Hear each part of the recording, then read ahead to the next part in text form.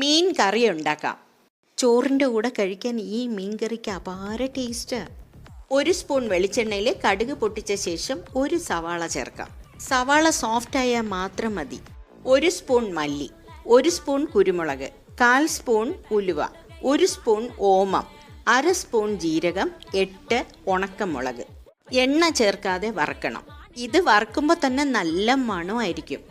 Flame off ചെയ്ത ശേഷം 1/2 cup തേങ്ങയും കൂടെ 1/4 സ്പൂൺ മഞ്ഞൾപ്പൊടിയും ചേർത്ത് പാത്രത്തിൻ്റെ ചൂട് മതിയാവും വറക്കാം.